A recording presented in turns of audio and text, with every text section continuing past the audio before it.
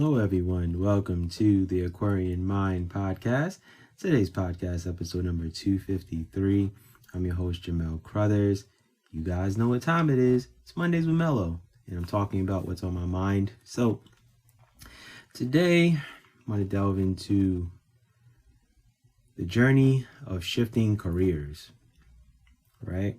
Because everyone, has that moment in their life where what they're doing is not fulfilling.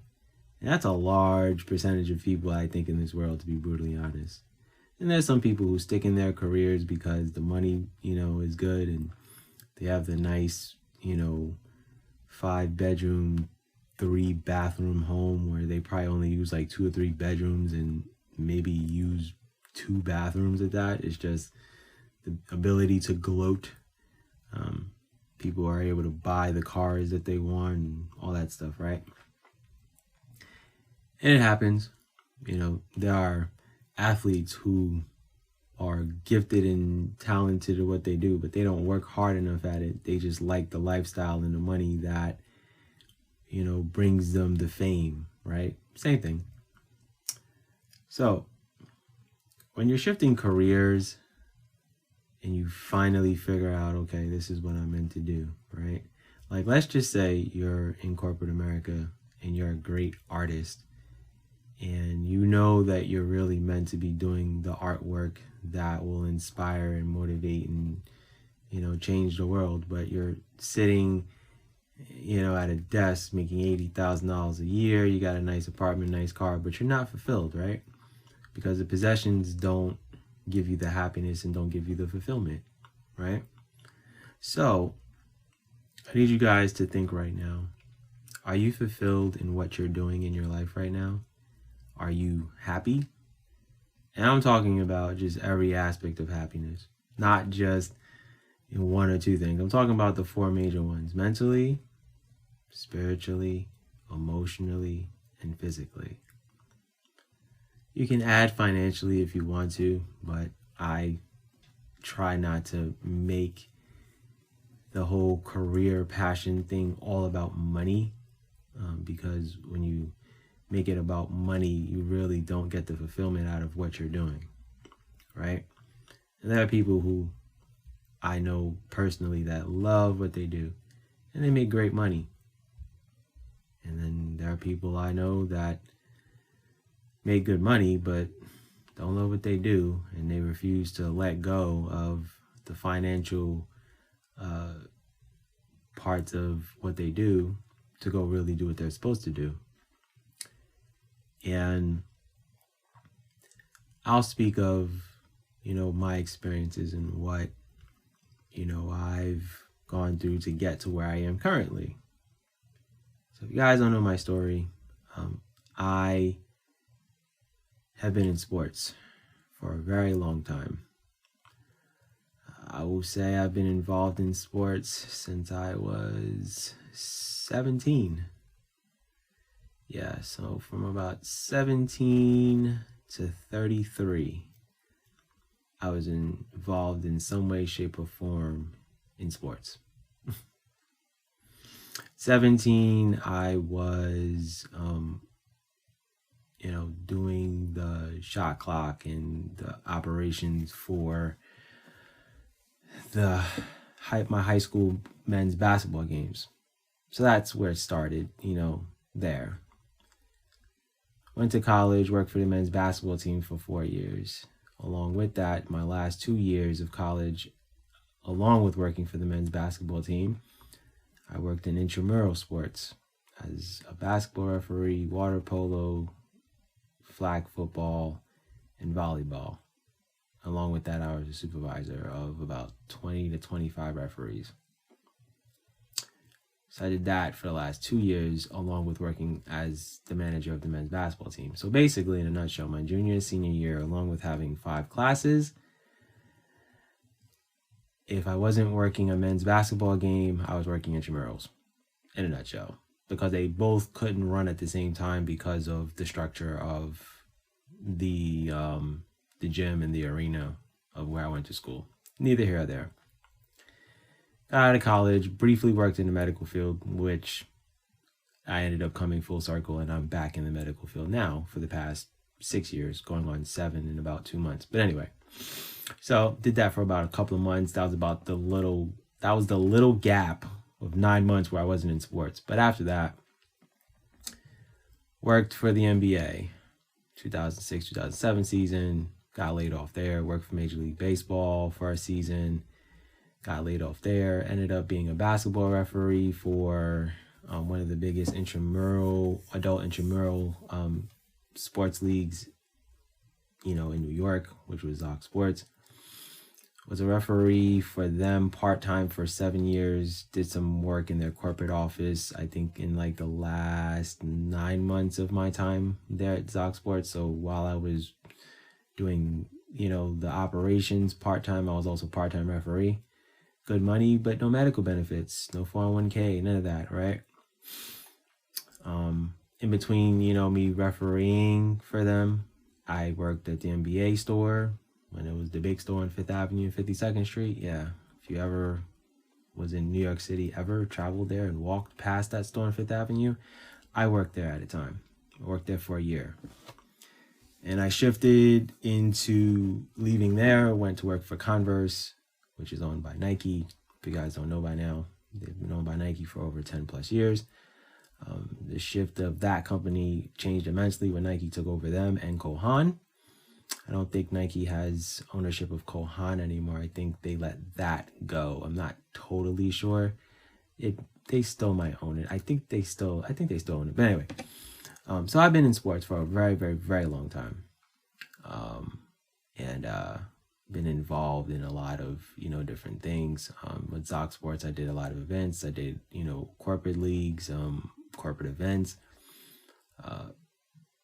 Was a supervisor for over 20 referees, scheduling them, making sure their payroll's good, hiring new referees, bringing them into the mold, training new referees. I was part of the whole spiel.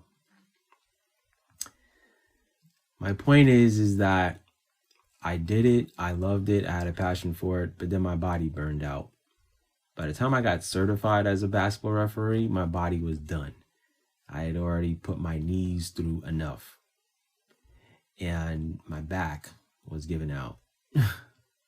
So I had to walk away. And I had a potential career at probably being a college basketball referee. It's just how good I was at understanding the game and the angles and learning new things and seeing how fast the game is when you're, refereeing high school kids who run like cheetahs. When you're doing adult leagues, most of those guys were, athletes when they were younger, and they're still trying to stay in shape in their 30s. It's different. The pace of the games are different. But anyway, worked in sports for a very long time, and I enjoyed it, and I thought I really was meant to do that. Wanted to be on TV, wanted to be the next Stephen A. Smith, had a YouTube page in my early 20s, a whole lot of things, right? But I had been writing for over 20 years, poetry, since I was 13. And I decided, well, let's try this writing thing. I had a love-hate relationship with writing and poetry and all that stuff. And a lot of people didn't even know I wrote. And they would find out years later when I started publishing books. And when I stepped into the realm of writing books, it changed the landscape of my life. And after writing a few books, that's when I knew I had something. And I didn't realize how special and gifted I was. But I found out in my early to mid 30s. So sometimes we think we're meant to be doing something, but in actuality, that's not what you're supposed to be doing. You're supposed to be doing what you were put on this earth to do, right? You were put in this lifetime to, do certain things, whether it's write, coach, motivational speaker, probably all three, But you're not going to know until you fully invest yourself and you immerse yourself into fully learning who you are. I had no idea I would be where I am 7 years later. I was just on a journey and I was just embracing it. And I was addressing a lot of social issues that are going on around us. And I am continuing to do that. And I feel like this is my life's purpose. And there's a good chance that I'm probably going to be writing books till, I'll say 2030, give or take. And who knows what will happen after that. But there are a lot of other things that people say, they think that I'm going to end up doing. And I'm like, all right, like, we'll see. But what I'm saying is it's okay to shift from one career to another one. It's okay to want to try something new. It's okay to want to walk away from something where you're unhappy. And I see so many stories on social media of that. And it makes me smile. It makes me happy because it reminds me of where I was 7 years ago, where I made a huge shift and change. And when I walked away from being a certified basketball referee because of the politics and BS that goes on behind the scenes, that people have no idea what goes on the high school landscape of men's basketball. I could have went, the other route and went and got certified as a women's basketball referee and would have climbed the ranks really quick and been doing low Division I by now. We're probably in the higher realm of Division I basketball. Who knows? But that wasn't my path.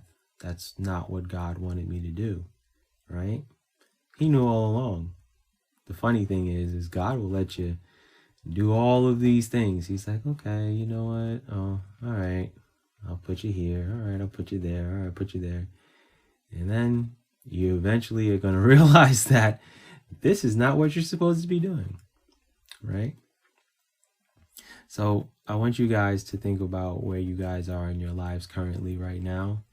And I want you guys to really take the time to learn who you are and figure out what you're meant to do and go after it, because you want to be someone that doesn't have regrets in life.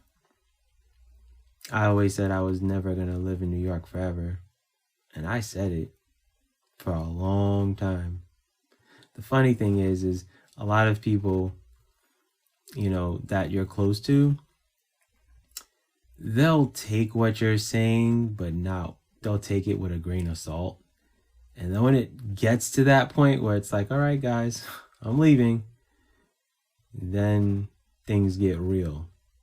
And then people start looking at you like, wait, oh, snap, he's for real. And then it happened. And now I'm out here.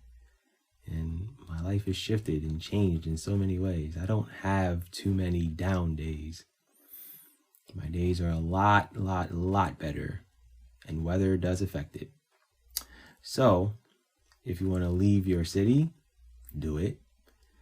If you want to live a certain place, do it. You want to live a certain lifestyle, work for it.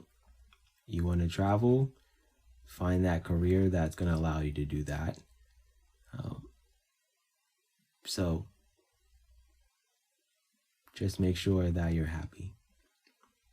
And with that said, that's my podcast for today.